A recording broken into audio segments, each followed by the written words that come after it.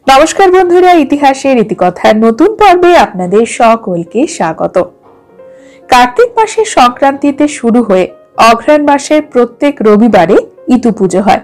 তারপরে অঘ্রাণ মাসের সংক্রান্তিতে ইতুর স্বাদ দিয়ে হয়ে থাকে ইতুর বিসর্জন। আমাদের বাঙালিদের 12 মাসে 13 পার্বণ, তার মধ্যে ইতু পুজো একটি গুরুত্বপূর্ণ পার্বণ অনুষ্ঠান। মূলত মেয়েরাই এই ব্রত পালন করেন। কুমারী সধবা, পুত্রবতী বিধবা সকলেই ইতু ব্রত পালন করতে পারে। এই ব্রত পালন করলে রমণীরা অসীম সুখে সুখিনী হন। হাতে আলো চাল এবং দূর্বা নিয়ে মহিলারা ইতু পুজোর ব্রত কথা শোনেন। ইতু পুজোর মন্ত্র বা ছড়া হলো, অষ্টচাল অষ্টদূর্বা কলস পাত্রে ধুয়ে শোনো সবে ইতুর কথা ভক্তি যুক্ত হয়ে, ইতু দেন বর ধন ধান্যে পুত্রে পৌত্রে ভরে উঠুক ঘর। বন্ধুরা, আজকের পর্বে আমরা জানবো ইতু পুজো করতে ঘট কিভাবে সাজাবো। ইতু পুজো করার জন্য কি কি উপকরণের প্রয়োজন হবে। ইতু এই শব্দটি মিতু বা মিত্র থেকে এসেছে। অঘ্রাণ মাসে সূর্য বৃশ্চিক রাশিতে অবস্থান করে এবং এই অবস্থানে সূর্যের নাম হলো মিত্র।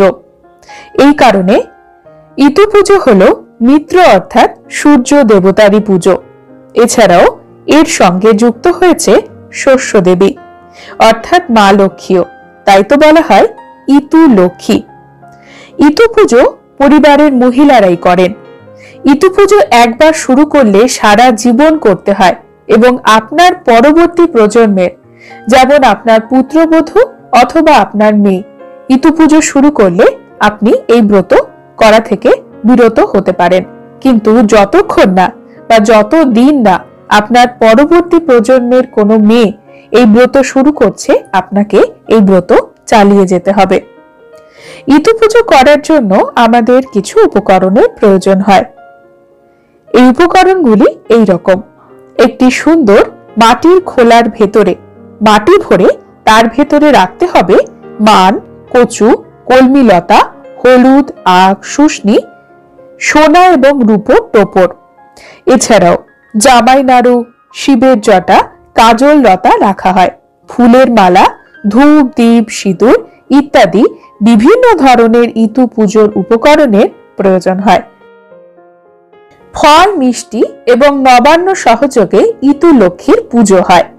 নতুন গুড়, চাল এবং তার সঙ্গে দুধ মিশিয়ে পরমান্ন তৈরি করা হয়। নিবেদন করা হয় দেবী ইতু লক্ষ্মীকে। ইতু পুজোকে সূর্য উপাসনা বলা হলেও এই পুজোর রীতি নীতি এবং অনুষ্ঠানের মধ্যে মাতৃদেবীরও বিশেষ অবস্থান রয়েছে। ইতু পুজোর জন্য মাটির ছোট ঘটের প্রয়োজন। এই ছোট ঘটকে লাল সাদা রঙে সাজানো হয়। তাতে দেওয়া হয় গোবর মেশানো মাটি। সেখানে বীজ বপন করা হয়। চারা গাছ অঙ্কুরিত হলে ধরে নেওয়া হয় যে সেটি সংসারে সুখ সমৃদ্ধির প্রতীক। ইতুর ঘটের গায়ে পুতুলি আঁকা হয়। ভেতরে দেওয়া হয় শস্য দানা এবং তার সাথে তৃণগুচ্ছ। খড়ের বীরের ওপরেই ইতুর সরাকে বসানো হয়ে থাকে।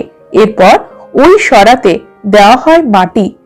মাটি পূর্ণ সরার মাঝে স্থাপন করতে হয় ঘট, আর বাকি অংশে দেওয়া হয় কলমি, সর্ষে, শুষ্নির মূল সহ শাক। এছাড়াও ধানের বীজের প্রয়োজন হয়। মানকচু মূলও লাগানো হয়ে থাকে। ছোলা, মটর, মুগ, তিল, যব সহ 8 রকমের শস্যের বীজ ছড়ানো হয় ইতু পুজোর ঘটে। আসলে শীতকালীন চাষের আগে রবি শস্যের বীজ সংগ্রহই ছিল ইতু ব্রত পালনের প্রথম উৎস। ইতু লক্ষ্মী বা ইতু ব্রত আমাদের সনাতন ধর্মে অত্যন্ত গুরুত্ব পেয়েছে। এই লৌকিক আচার অনুষ্ঠানের মাধ্যমে বলা হয় সংসারে সর্বপ্রকার পাপ নষ্ট হয়, দারিদ্রতা দূর হয় এবং রোগ ও শোক দুঃখ সকল কিছু দূরীভূত হয়। ইতু পুজোর ব্রত করার নিয়ম কি, এই ব্রত করলে কি হয়, এই ব্রতের জন্য কি কি দ্রব্যের প্রয়োজন হয় এবং এই ব্রত কিভাবে করতে হয়। রমণীগণ, ব্রত শেষে ব্রত কথা অবশ্যই শুনবেন।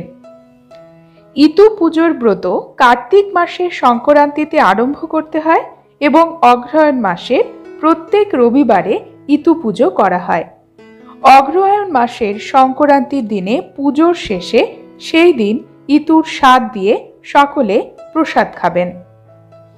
প্রত্যেকে আলাদা আলাদা চিনি, সন্দেশ এবং নিজেদের সাধ্যমতো ফলমূল দিয়ে নৈবেদ্য করে দেবেন।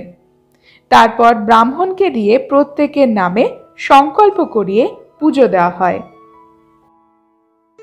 অগ্রহায়ণ মাসের প্রত্যেক রবিবারে ইতুর ব্রত করার পরে অগ্রহায়ণ সংক্রান্তির দিনে পুকুর, নদী, গঙ্গা বা যে কোনো জলাশয়ে ইতু বিসর্জন দেওয়া হয়। ইতু পুজোর জন্য যে সকল দ্রব্যের প্রয়োজন হয় সেগুলি হলো সিঁদুর, ফুল, দূর্বা, বেলপাতা, তিল, হরিতকি, ধূপ, দীপ, নৈবেদ্য, ফল এবং সেয়া কুল।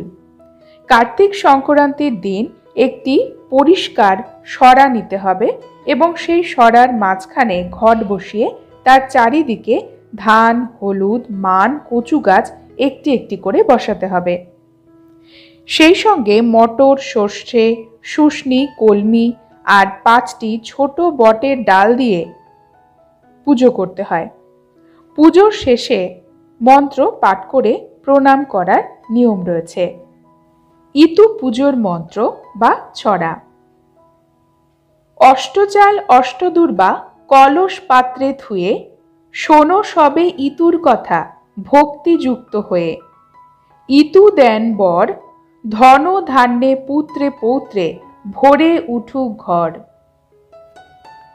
কাঠি কুটি কুড়াতে গেলাম, ইতুর কথা শুনে এলাম। এ কথা শুনলে কি হয়?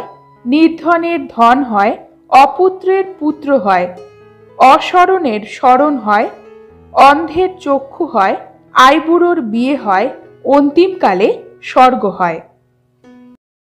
ইতু পুজো করলে আপনারা যারা উপোস করবেন তারা কি খাবেন এবং কিভাবে আপনারা উপোসের নিয়ম পালন করবেন, কি কি খাওয়া বারণ ইতু পুজো ব্রত রাখলে। ইতু এই শব্দটি মিতু বা মিত্র থেকে উৎপন্ন হয়েছে। মিত্র শব্দের আক্ষরিক অর্থ হলো সূর্য। অগ্রহায়ণ মাসে সূর্য বৃশ্চিক রাশিতে অবস্থান করে আর এই অবস্থানে সূর্যের নাম হলো মিত্র। এখান থেকেই ইতু পুজোর সূচনা।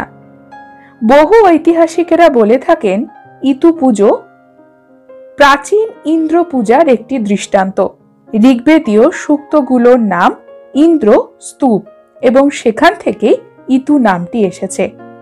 বলা হয়ে থাকে মেয়েরা ইন্দ্রের মতো স্বামী পাওয়ার বাসনায় ইতু পুজো করেন। অন্যদিকে ইতু পুজোতে শস্যের দেবীকেও পুজো করা হয়, তাই তো বলা হয় ইতু লক্ষ্মী পুজো। আসলে এই সময় অর্থাৎ শীতকালীন চাষের আগে রবি শস্যের বীজ সংগ্রহই ছিল এই ব্রত পালনের উৎস। একবার এই ব্রত শুরু করলে সারা জীবন এই ব্রত পালন করতে হয়। বলা হয় ইতু পুজোর মাধ্যমে মহিলারা শস্য বৃদ্ধির কামনা করেন, সংসারের সমৃদ্ধির কামনা করেন এবং পরলোকে মোক্ষ লাভের ইচ্ছা প্রকাশ করেন। অন্যান্য ব্রত অনুষ্ঠানের মতনই ইতু পুজোর আগের দিনে যারা এই ব্রত শুরু করবেন তারা নিরামিষ আহার গ্রহণ করেন এবং ইতু পুজো যখন করেন অর্থাৎ ইতু পুজোর দিনে ব্রতকারীরা তেল, হলুদ ছাড়া সম্পূর্ণ নিরামিষ খাবার খান। পুজো হয়ে গেলে পুজোর প্রসাদ গ্রহণ করেন। যতক্ষণ না পুজো হচ্ছে ততক্ষণ কিন্তু উপোস থাকতে হয়। আপনারা ইতু পুজোর পাঁচালিতেও এটি দেখতে পাবেন।